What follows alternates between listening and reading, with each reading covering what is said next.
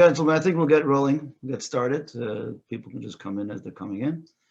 And we welcome everyone to our speakers series. And we have the great fortune, although pandemic generally is generally a terrible thing, but as a result of the pandemic, we've had the opportunity to join forces with some of our siblings and to hear some of the best speakers in the world. So we were all able to find the best speakers in our areas and to bring them aboard. So it's a great honor and privilege today to have with us our dear speaker, Elisha Wiesel, who will speak to us shortly. We're going to have Rabbi Darren is going to introduce him. But before that, I'd just like to mention that tonight's speaker is the son of someone over the years. You know, we've been here like 35 years here, and we're in Markham, Ontario. Just want to mention we're joining forces between Markham, Ontario, and Greenwich, Connecticut, and Riverdale, New York, and Chicago, Illinois. So we have many communities that are joining together for this. And one of our dreams was always years ago, we have over 30 years, was to bring out Elie Wiesel. That was something we was like, wow, if we could only get him. And a number of times we tried, for whatever reason, it didn't work out. Because Elie Wiesel was the poet, the prophet of the generation, survivor of the Holocaust, and became the voice of the Jewish people, the conscience of the Jewish people. And so today's parsha, we read about, the name of the parsha is Toldot, the children of. And so it says that Abraham, the first Jew, had one son named Yitzchak. So too over here we have the one son named Elisha. And the Torah speaks about how Yitzchak was in the spitting image of his father. And the Jewish people was built through one child, one son yet named Yitzchak. And so too today we have the continuity. And so it's a great honor to have the speaker here today. And just like I mention again, that we're going to have, there's going to be 3 segments. One segment we're going to hear from the speaker. And after that, we're going to have a conversation. Rabbi Darren is going to engage Elisha in a conversation. And the third section is going to be Q&A, where everyone will have an opportunity to put their questions on the chat. You're welcome to put your questions on chat throughout the whole time. So when I say, does anyone have any questions, the questions can be there already. So that, you know, as we're going through the program. So, ladies and gentlemen, I'd like to pass over the mic to my brother-in-law, Rabbi Yossi Darren from Chabad of Greenwich. Let's hear it for Rabbi Darren. Thank you, Rabbi Plotkin and Goldie. Of course, everyone is very excited to join tonight as the numbers here, which we've never had over the last few weeks, testify to. Excited to hear about a great man. And correctly so, as the rabbi pointed out, we look at Elisha and we see the legacy of his father. I have, of course, the same great respect and admiration for the noble, I mean that in 2 ways, Elie Wiesel, but I'm grateful that because of Elie Wiesel, I got to know his son, Elisha. And that's really been a blessing in my life personally. I'll take you back just to one particular episode, how I got to know Elisha and what I got to know about him. Elie Wiesel passed away on a Shabbos, and it was 1 week exactly before the Rebbe's yahrzeit. Just a few years ago, we're talking about 4 years, if I'm not mistaken, right? 4 years ago. And the Shabbos afterwards, the day of the Rebbe's yahrzeit, I went to the Ohel for Shabbos to spend the day there, as many thousands of other Hasidim did. And I was not in Shul that Shabbat, the day of the Rebbe's 22nd yahrzeit. Instead, the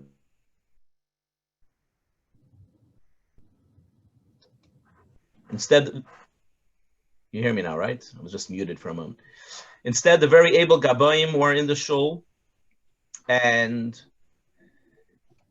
it was, of course, a nice Shabbos. I came back the Shabbos afterwards, and the Gabbai told me that it was really, really beautiful, and the fact that you weren't here Shabbos, but of course we missed you, Rabbi, but it was beautiful. We were able to commemorate the Rebbe's yahrzeit. And in fact, in between Mincha and Ma'ariv, we had people share experiences, and there was this young man who came in and shared the experience of his father with the Rebbe. I'm not sure who this was, but there was a nice story that the man had told. And this is what the Gabbai tells me, before davening began. On the next Shabbos, and I was davening at the Amid, and right just towards the beginning of davening, if not a moment before, a man walks through the door. I look up, and it is who I recognized from the famous book of Elie Wiesel, and all the rivers run to the sea. I could see from the picture this was his son Elisha. I jumped, and I didn't put the two together, that this was the man who had come to Shul the Shabbos before. But obviously after, it could be it was a few weeks later, that I put the two together with the Gabbai and explained to him who it was, and that what an honor it was that Elisha had graced our Shul with his presence and chose us as a place where he said Kaddish every Shabbos, if not many of the days of the week during the year that he was mourning his beloved father. And what struck me about that story was the profound humility, and without any pretentiousness. Of course, with such a great father, you can walk around and be very proud and let people know, and there would be nothing wrong with that. But Elisha's humility was something that really endears me and all others who know him. And I think it's a big testimony to the legacy of his father, because through this humility, the soft voice, there is so much of the values and the ideals and the important fundamentals in life that are conveyed as they were through his father's life. So it's truly, as you said, Rabbi Plotkin, the Eila told this Yitzchak ben Avraham Hela this Yitzchak. You can see through the son, you can see the greatness of the father, because in his own right, he expresses those ideals. And with time, it's really been a privilege and an honor to get to know Elisha very well. We've spent a lot of time studying Torah, which is always a beautiful experience. With the inquisitive mind and a mind that's filled with Torah because of all the Torah study that he does on his own. And really just to be in conversation with Elisha about anything that's going on is really a treat, and just on a personal level as well. And that's why I really very excited to share Elisha with our entire community, all our communities tonight. As you'll hear in his own voice, echoing the ideals that his father conveyed in his unique voice. And with that, without any further ado, I'd like to ask Elisha to please address our community tonight. The topic that we've chosen for this evening is about the legacy of Elie Wiesel and how it speaks specifically to the troubled times that we find ourselves in. This is absolutely not a political discussion. On the contrary, as you'll hear in a few moments, this is really about how we can all navigate the storm in society that we are facing now, the upheaval, the chaos, the dissonance, the divisiveness. It's not about, how we make peace talks in the conventional sense of the word. It's about how we live peacefully in the truest sense of the word. Without any further ado, my dear friend, Elisha Wiesel. Rav Darren, thank you so much for all the kavod. It's not as deserved as you make it sound, but it's always been so inspiring to hear you speak at the Shabbatot in Chabad of Greenwich.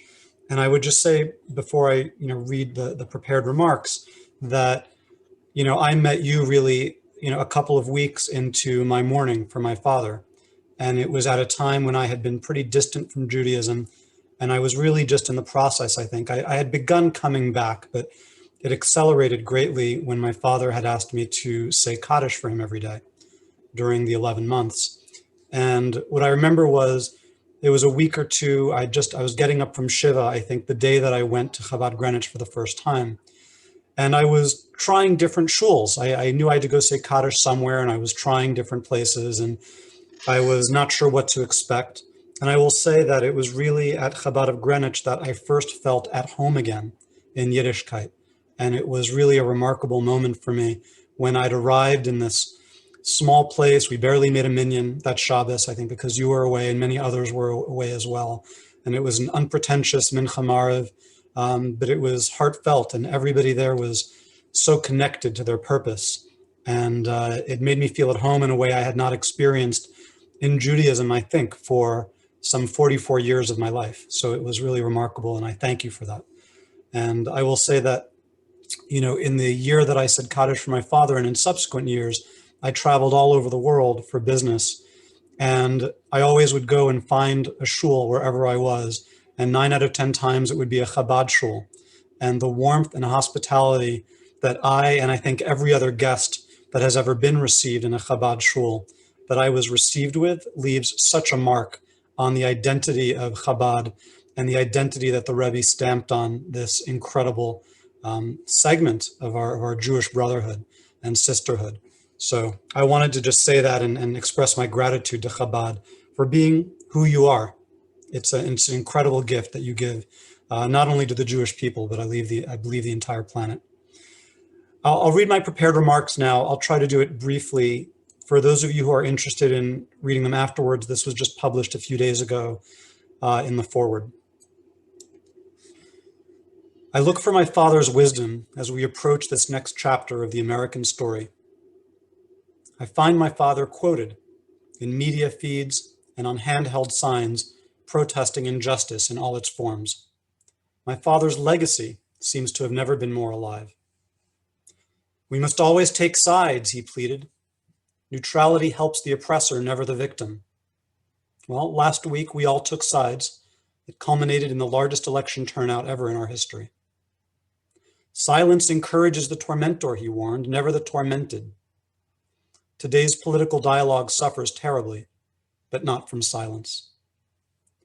The opposite of love is not hate, he wrote. It is indifference. Political arguments tear apart families and friendships, showing anything but indifference. I'm grateful for the political activists who still invoke my father. They honor him. They have the best of intentions. So why do I feel that we have never been further from his legacy? Suspicion and hostility surround us. One can quote my father, yet belittle anyone who dares to ask a question, explore a nuance, or refuse to align on every issue within a party platform. Over the summer, the Iran deal is a concern for you? One Democratic campaign staffer interrupted me in the middle of a conversation. Then Joe is not your candidate. American Jews who support Democrats are the worst, asserted one commenter when I challenged readers to condemn Trump's xenophobic comments. To question the president's actions was now to betray the Jewish people. I watched pressure mount on Rabbi Yitz Greenberg, firmly on the left side of social issues for decades. What was his offense? He had dared to praise Trump's Abraham Accords and, like my father, stand by the privacy and sanctity of his vote. The message I heard everywhere: if you're not fully with me, then you're against me, or at least I will be against you. We have banished people to the other side when they need not be there. We are shouting away the silence, but we have stopped listening. Our hatred feeds the glow of self-righteousness. Fear, grief, and anger, they can get the best of us. I am not immune. What do you fear? What do you grieve? What angers you? Me?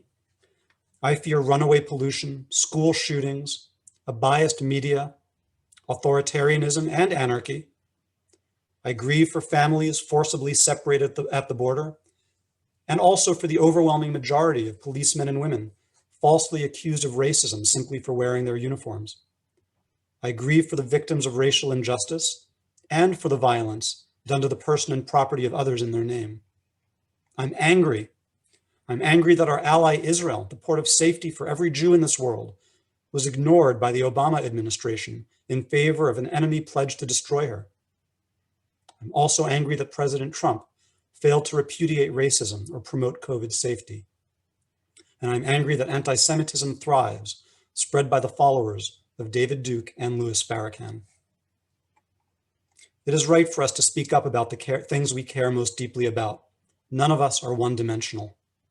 My father understood that, which is why he revered questions more than answers. He wanted to understand the person he was talking to. He wanted to hear who he was dealing with. He wanted to hear their story, whether they were a taxi driver or a head of state. We must learn to deal with people whose existence provokes us, whose choices offend us, whose actions make us turn away. Listen to my father's restraint in this time of generational grievances. I do not believe in collective guilt, he told the German parliament, the children of our family's murderers 20 years ago. Only the guilty and their accomplices are guilty, but surely not those who were not yet born, surely not their children. The children of killers are not killers, but children. May I, Mr. President, if it's possible at all, he urged rather than excoriated President Reagan on the eve of a presidential visit to an SS cemetery. May I implore you to do something else, to find a way, to find another way, another site. Together, my father and King Hussein of Jordan opened the door for PM Ehud Olmert to discuss peace with Mahmoud Abbas, a Holocaust denier whose government pays terrorists for the Jewish blood on their hands. My father held his tongue. We may have good reasons for being angry. We always will. When President-elect Joe Biden reminded us on Thursday that our opponent is not our enemy, but our fellow American, he channeled the legacy of my father more than many of either party's fiercest advocates have in 4 years. I pray that everyone will set aside their scorn and listen to what this good and decent man is saying. If you wish to truly honor my father's legacy, I ask you, do more than quote his words as you fight the injustice you choose to fight. Emulate him by extending the benefit of the doubt to your fellow American, your fellow Jew. Remember him by asking a question, by listening to the answer, and by letting some silence in.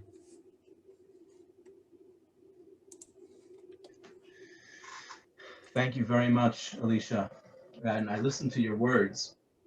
I think this piece enters joins a very important cadre of writers and activists during this time, such as Bari Weiss. I'm sure you saw her piece a few weeks ago. Eric Weinstein, another great Jewish professor who is really standing up to what is an alarming rise of illiberalism in the name of liberalism. And together, as I'm listening to your words, though, aside from the alarm, what I find encouraging is this overall desire and urgency to raise the level of discourse in our society.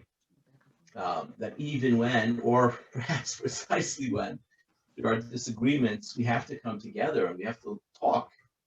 And this is definitely a great part of the legacy of your father. Of course, he was the winner of the Nobel Peace Prize. And I'm wondering if you can share with us some of those, great stories, accomplishments, anecdotes of bringing opposite sides together that you may have experienced, I'm sure, plenty on your own I'm sure there's a lot in your father's lifetime to learn from in that regard. Sure. I mean, the first thing I think I would want to say is, for me, this piece was not just about raising the level of civil discourse. It was a concern that my father's legacy was being hijacked. And my concern is, you have Torah dichtav and then you have Torah shebe'al peh. And, what's written is very easy for people to then run away with it. You take a soundbite. He wrote a quote, so I'm now going to take that quote and I'm going to use it to represent my political point of view. And I find that when people do that, and it can be appropriate to use it in the context of doing good. I don't want to say that it isn't. But when you use it to then attack and say, see, Elie Wiesel is with me, look at his quote, therefore you are wrong, then I feel like my father's legacy is being misused. And it's not that his legacy doesn't belong to these people. It does. I'm not trying to keep it to myself. My father's legacy belongs to those who would invoke him in a political context, but they have no right to take him away from anyone who disagrees with them. Right. To use him and to say he's with me but not with you, and that is what I think is inappropriate, because the Torah shebe'al peh here, for those who knew my father face to face, the thought that his words would somehow be used to make other people feel badly, that they would be used to attack people, I think would be very upsetting to him. He believed very strongly in the causes he fought for, and he believed that the next generation had to keep fighting for causes. But the thought that that you would do it in a way without derech eretz was beyond him. Everything he fought for, he did with derech eretz, and that's the Torah shebe'al peh, and that's the part of his legacy that I feel that, along with a few others, those who really knew him face to face and understood what he was, who he was, this is what I think people have to be reminded of, that you can have all of the passion in the world for your cause, but if you've lost derech eretz, if you've lost a true humanity and the way you interact with other people, you may have the best ideas in the world, but who is going to listen to you and why should they? You asked about opposites, so I don't want to ignore that question. I think that part of my father's way of working was to show that in cases where people might believe that there is opposition, there actually isn't, or there doesn't need to be, and that there can be a synthesis. For example, one of the questions I often heard my father receive, in part because I was a teenager, angry teenager at some point, I'm sure throwing them his way as well, but often I would hear my father asked to choose between his secular identity and his Jewish identity. Mr. Wiesel, what comes first for you? Are you a man of the world, or are you a man of your tribe, of your people? And my father would simply say, yes, I am both. You cannot make me choose. He would say, there's no opposition here. I am a better Jew because I am immersed in the world, because I am deeply rooted in the world, and I'm not hiding my head. I have opinions on issues. I'm expressing those opinions. I'm learning from what's going on in the world around me. And I am a better human being because I am a Jew, because everything that I am, everything that I do as a Jew.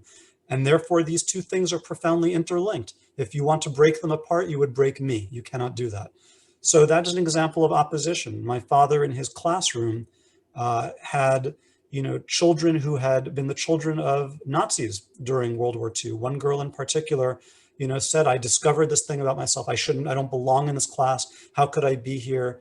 And he did everything he could to stress the message I said earlier about this concept of generational guilt not being appropriate. And he said, you're not the opposite. It's not like you're the enemy. You're a young woman. You weren't there then. You're not in opposition to us. You're part of the fabric of this classroom, and you're here because you have something to teach us. So in general, my father was always looking for a way to build bridges. So where others saw a divide, he would see an opportunity to bring people together. Very much in the spirit of Elu ve'elu divrei Elokim chayim, as the Gemara stresses often, when you have different sides of an opinion that are both expressing the words of Hashem.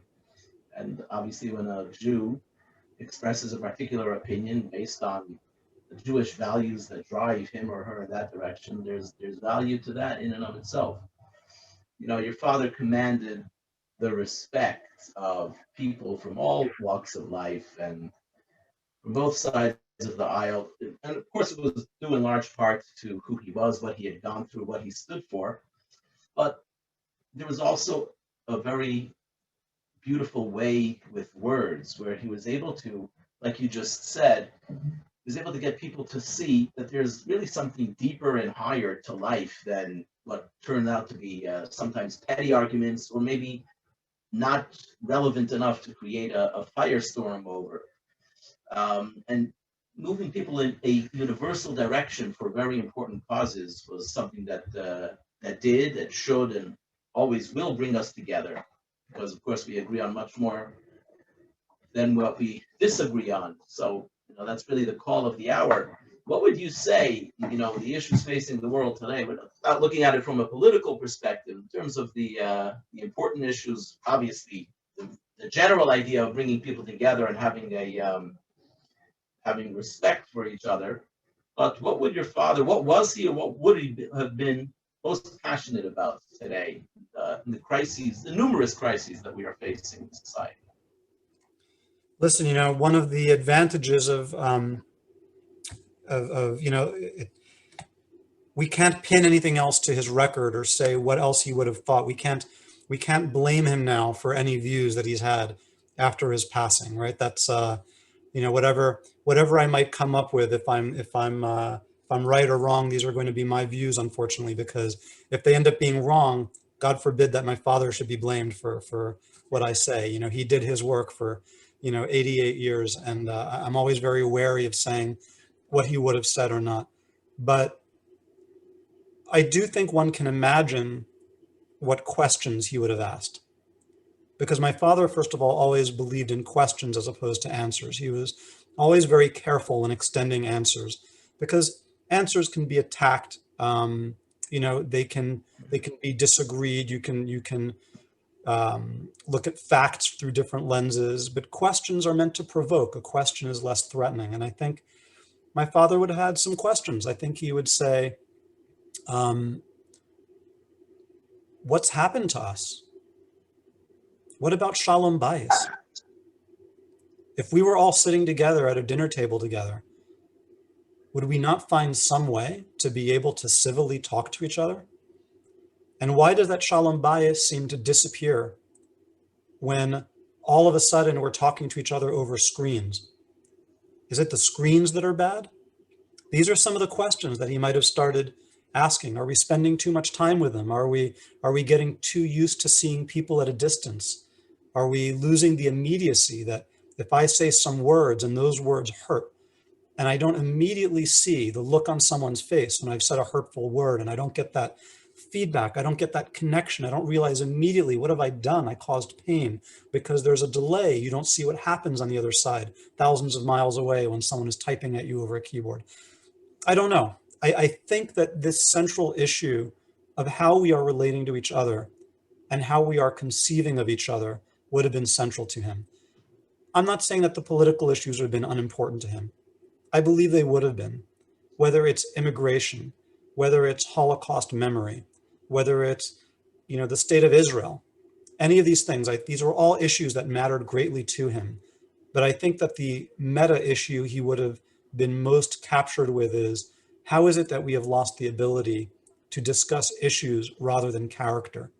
Why is it that whenever we have a judgment to make, we no longer offer judgment on issues, but we are also offering judgment on people?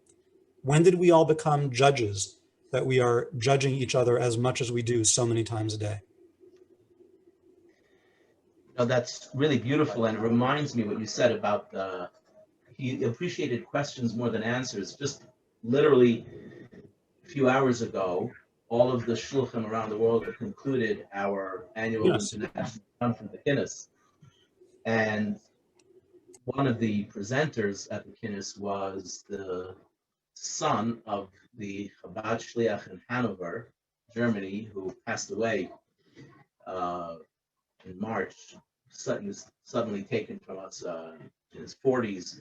He left a family of 8 children and his grieving wife. And of course, as is well known, they pledged to carry on. They actually buried him there. He was the first Jewish rabbi, or maybe even a Jew, to be buried in that cemetery since the Holocaust. And his son today said over the screens, he said to all of us, he said, my mother, he was speaking to his father, he said, Mommy taught us that sometimes we may have questions, and we may have extremely big questions, painful questions, but we don't have doubts. In other words, the fake is the best way. You know, we don't have cynicism, God forbid, undermining our faith in each other, our faith in Hashem, faith especially in ourselves. And I think, that's so exemplified in the life of your father, who had every reason to be cynical and every reason to just walk away. And he took the most horrific of experiences that our people endured just in the last century, and he was able to turn it into a fountain of faith. And not just faith believing in Hashem, but faith in, as the Rebbe taught us, it's about also believing in Hashem is about believing in humankind. I'm wondering if you can go a little bit into that, the experience, the exchanges. I know you shared it with my community in the show when you came in that Shabbos, the exchanges between your father and the Rebbe about faith, conversations and how you felt about that and what it meant. Sure, I'm happy to. Listen, my father did have a crisis of doubt, but I think it was less of a crisis of doubt about God's existence, although I think he had that at one point as well. I think that for the most part after the war, my father's crisis was a different one. I think his approach to God was, how could you? He was still talking to God. He never stopped, I don't think. But he had a very different relationship, I think, with Hashem after that. I think he felt that after the Shoah, he was emboldened to ask very provocative questions. And he and the Rebbe had a number of conversations about this. But the Rebbe's thrust would always be to bring him back to earth, somewhat. And I have a collection of letters that the Rebbe sent my father. I think that they're at 770, the letters that my father wrote to the Rebbe. My understanding is that letters that were written to the Rebbe are treated as intimately personal and never to be released. So I will likely never see what my father wrote to the Rebbe. But the Rebbe side of the letters that I have, the thrust in almost every one of them is a return to, when are you going to put the darkness aside, start a proper Jewish life, get married, have children, have grandchildren. That was his big message, that that's what you need to do, that is in fact the only acceptable answer to Hitler, Yamach Shemo, and what the Nazis stood for. And that was the Rebbe's main thrust with him. Now, the Rebbe was not alone. There were really three critical figures that were influencing my father to get married, because my father had made a decision relatively early on to, I think, after the war, to not have children, that the world didn't deserve any more Jewish children, had been his understanding. I learned an interesting story on this that's for later, a parenthesis. But the three figures that really took my father to task on that viewpoint, one was the Rebbe. The second was my father's Rav, the person that he really considered to be his Rav, which was Shaul Lieberman. And then lastly, my mother. These were the three forces that came together to convince my father to have a family and put cynicism sufficiently to the side to promote Jewish continuity. If you wanted to see the letters, I could probably even get them on my screen and screen share them. That would be. I could try to do that maybe for the end if I can. Sure. Talking about the different figures in your father's life, there are many beautiful pictures of your father. And among the ones, one of them that I really love, it has, the background is the bookcase that was behind his desk that was filled with Sfarim, including a well-worn Shas. Mm-hmm. Your father always liked to talk about the fact that he was a yeshiva student, always. There were times he would talk about the fact that he was a yeshiva student at heart. He learned Torah. I know you carry on that legacy in a strong way. Daf Yomi and other Torah studies in your life, in your schedule. Tell us a little bit about your father's Torah life, including his interaction with the various Talmidei Chachamim of our generations. You know, I must say, I wish I knew more about that than I do. Um, I will tell you that he revered Shaul Lieberman. He had a very close relationship with Rav Avraham Heschel, and he had relationships even with rabbis who didn't necessarily get along with each other. He was, literate and fluent in all circles. He had a dignitary level Jewish passport.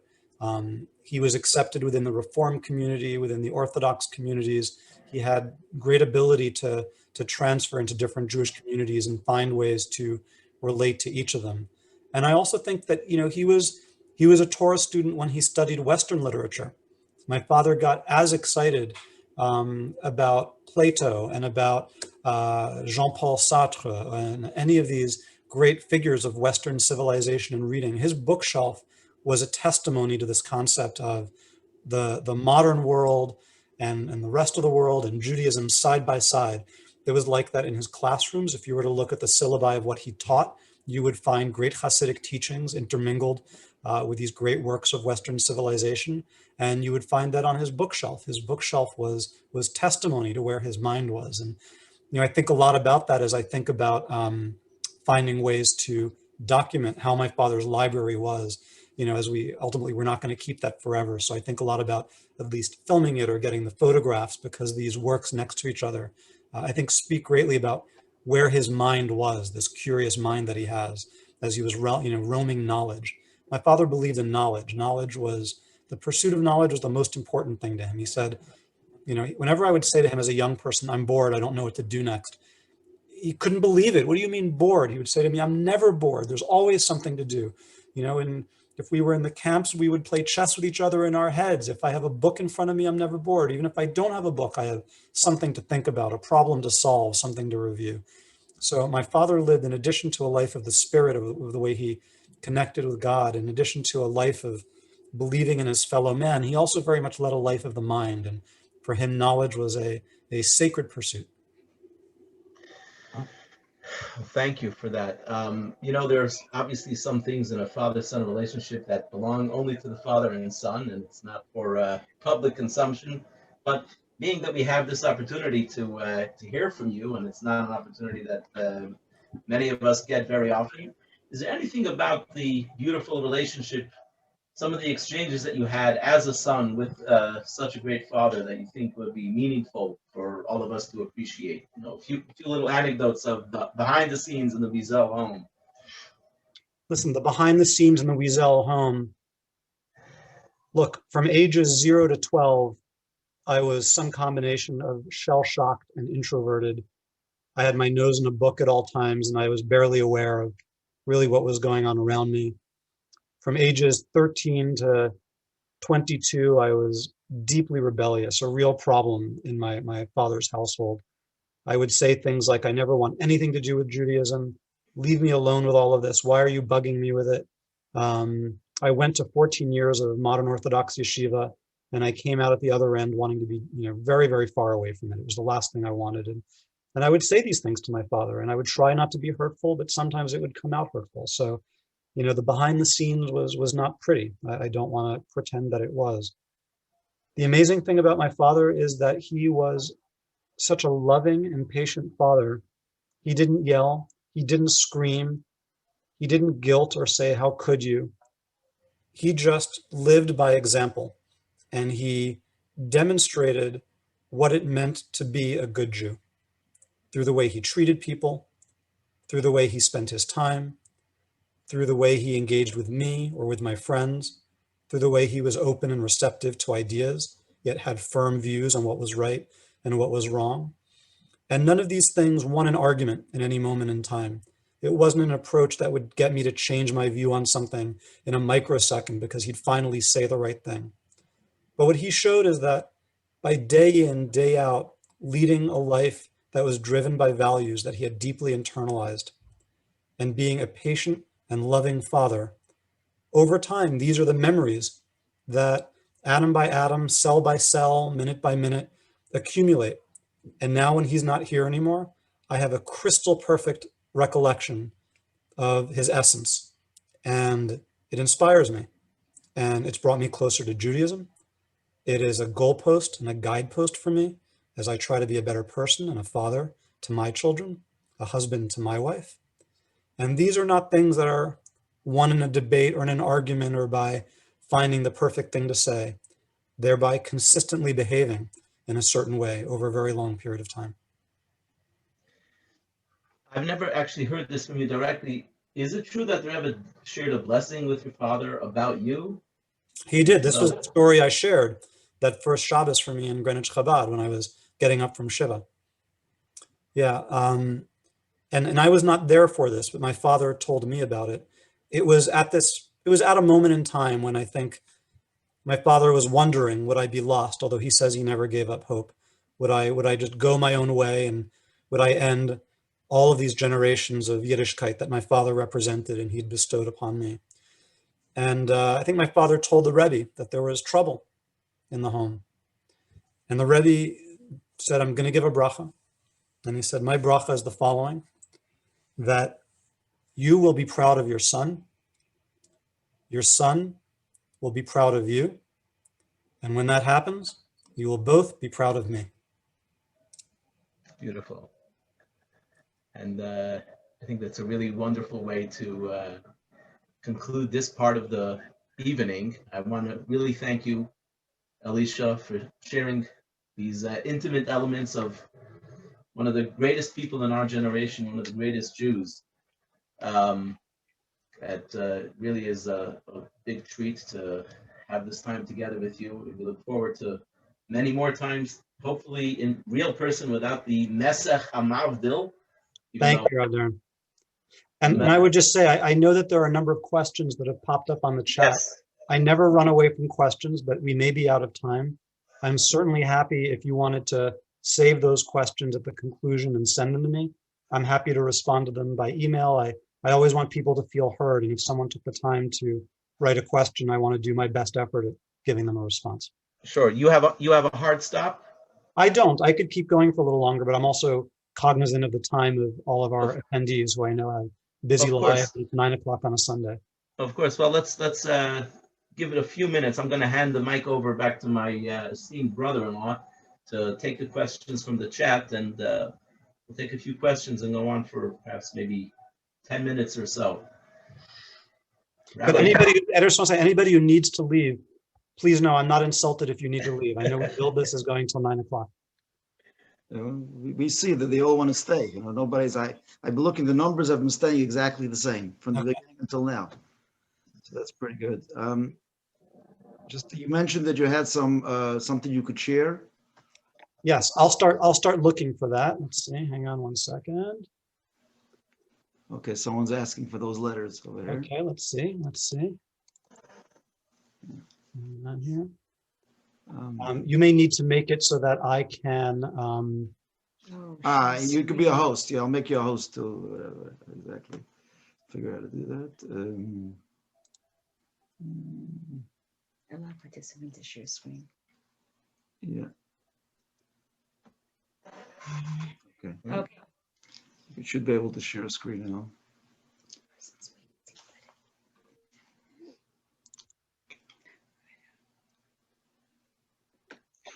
Someone else asked over here while you're at it. You mentioned how your father was able to reach out to all the different communities. Maybe you can cite another example of a more obscure community of how he connected. My father spoke to everyone, not just Jews. He would speak to the Mormons. He'd ask them why they're busy baptizing, Jews, and he'd say, please stop that. But he would still go speak to them. It's interesting, like in today's temper tantrum polarized world, I can almost imagine if it's 2020, someone else would say, I refuse to speak to you as long as you do this. How dare you? How dare you? No, my father went, he spoke, he shared his ideas and said, by the way, what you're doing is offensive. Please stop it. So it just, it gets down to the way you interact with people, not just choose. But my father would speak to really anyone who would, be open to a conversation. I have the letters here, which I don't have the translation. So I have the translations, but not handy. So I can briefly show the Yiddish, or if you think it's more interesting, I can pull up the translations. You tell me what you think is more worthwhile. More proud or more English oriented here. English oriented. Okay, coming up. They're all great Torah scholars, but they weren't English. The Yiddish would be wonderful to hear. It's Yiddish. I think they're in Hebrew. Okay, let's see what I have here.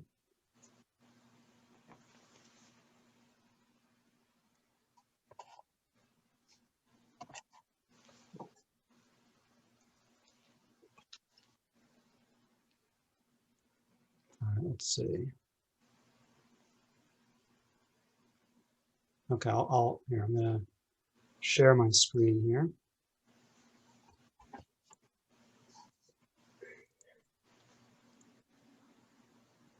Can everyone see, or should I zoom in here? I'll zoom in a little more. No, that's ours. You can see, in other words, you must make every effort to tear yourself away from those experiences. Mm-hmm.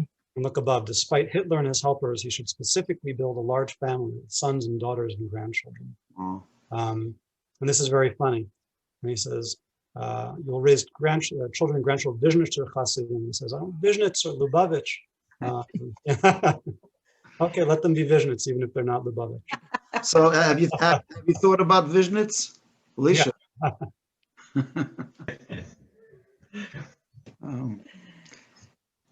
It's a beautiful letter. Wow.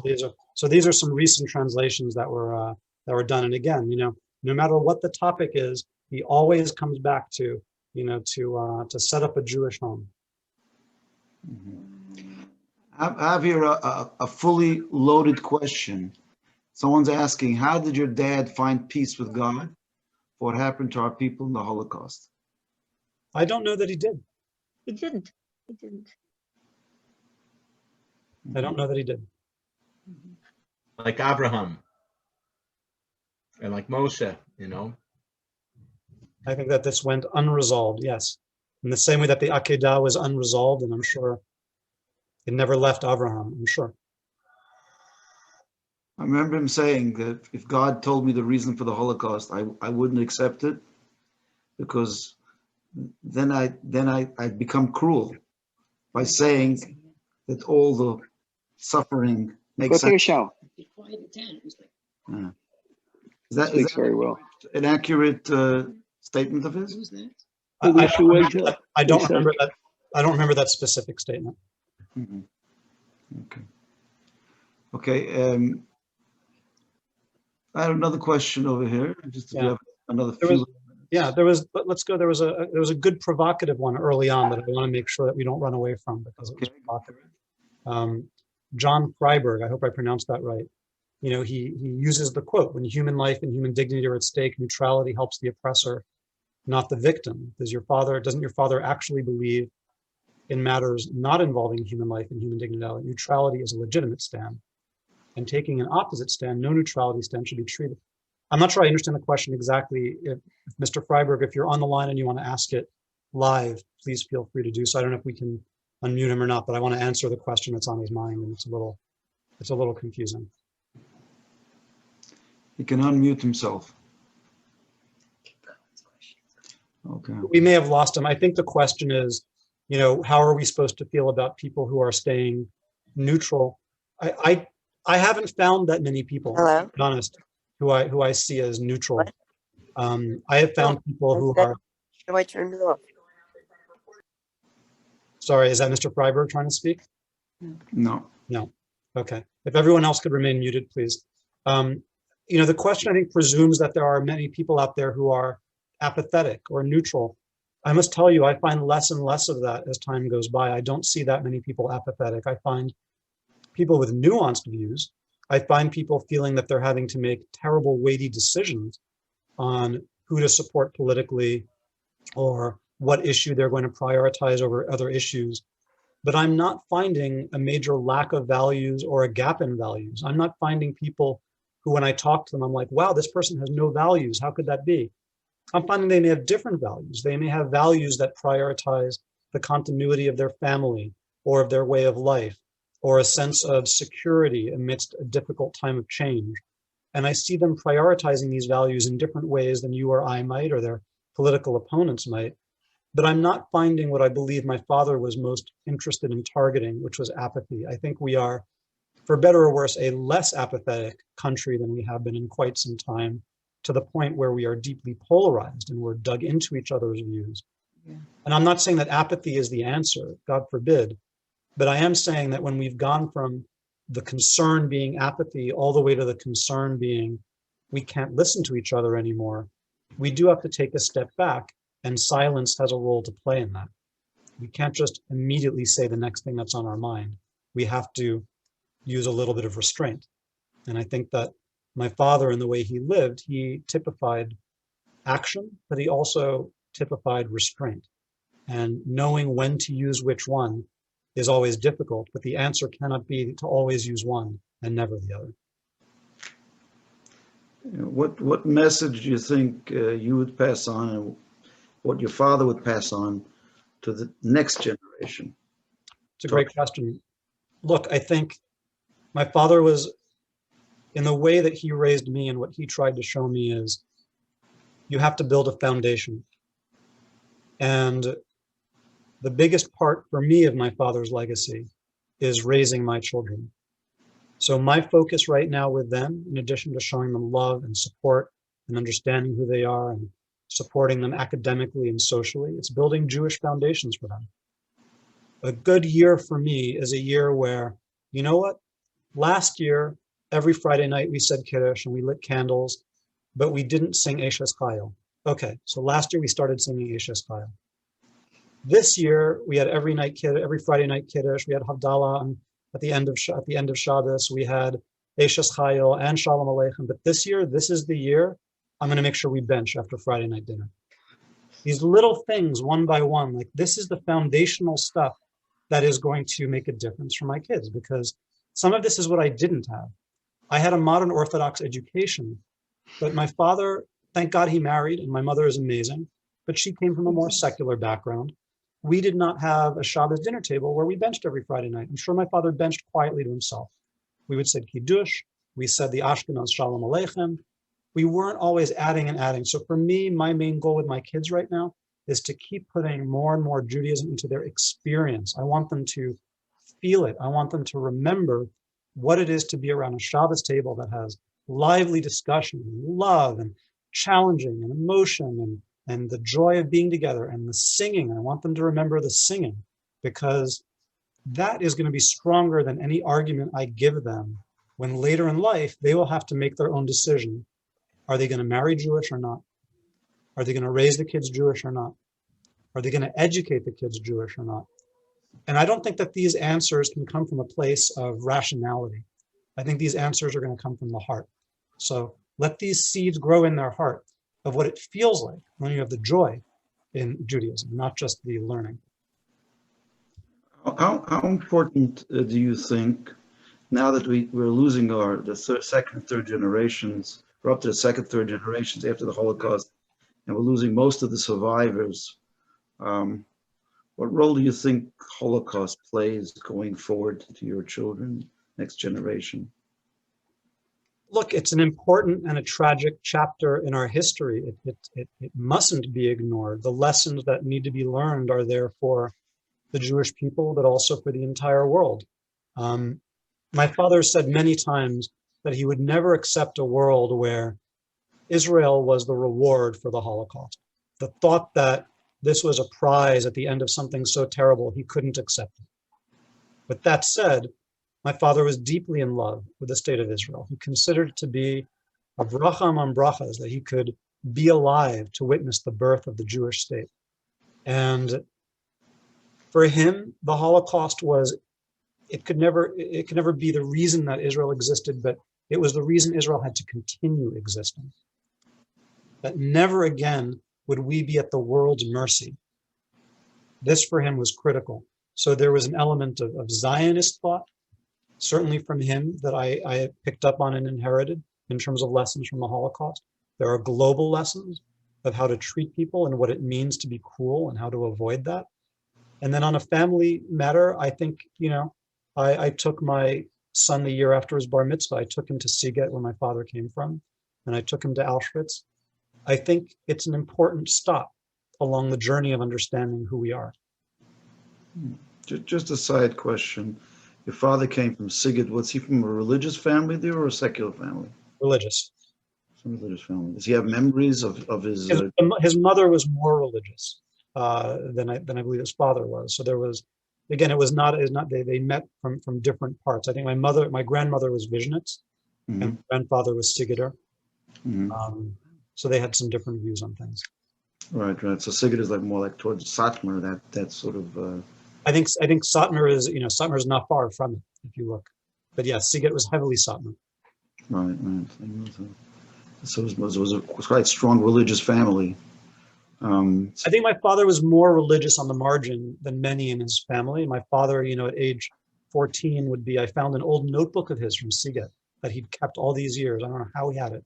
That had Kabbalistic, notations in it. He was writing the names of different angels and praying for different outcomes and different insights.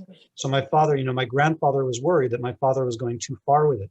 He was fasting. He was going in the snow to try to see visions.